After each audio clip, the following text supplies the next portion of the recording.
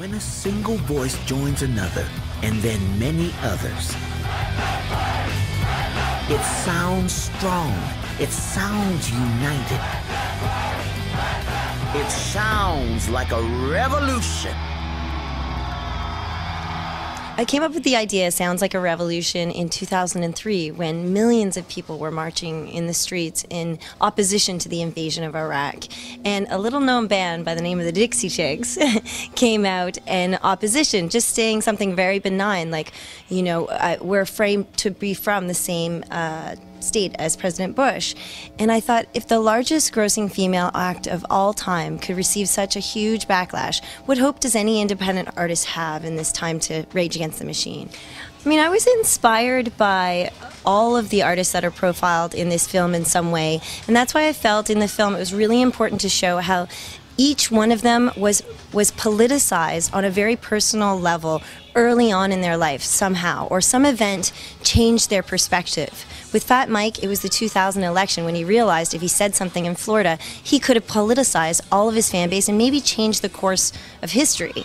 You know, whether or not that could happen, we don't know. But for him, that was a profound moment. For Michael Franti, it was being born biracial and not being able to reconcile, not feeling accepted. And for Justin, it was, you know, growing up poor in a large family. So each one of these things, these forms of inequality or these feelings of injustice in the world are the things that mobilize us and make us, you know, get out there and do things. And so I was inspired to show their story as a microcosm for us all during these times of growing concern about our world, of trepidation about where we can go.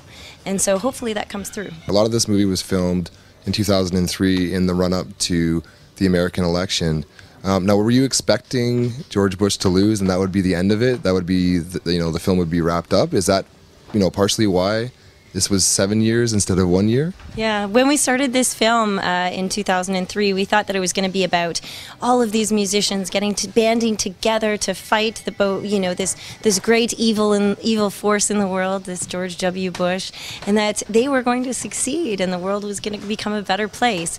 And well, we all know that didn't happen, and I think we all kind of grew up as a result of it. There was a lot of sadness about, you know, putting so much effort into something, but what we realized was that in 2004, everybody was fighting against something, but they weren't really fighting for something.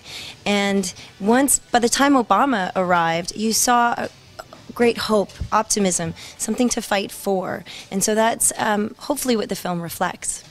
Well, what I've seen over the course of making this film the last 7 years was a growing militarization of every demonstration that we've attended. In 2004, when we were at the Republican National Convention in New York City, there were 200,000 people on the streets, and there was an intense police presence. They brought in 30,000 extra policemen from across the boroughs, but they were all dressed in plain clothing. There was very little violence, no outbreaks, you know, very few arrests.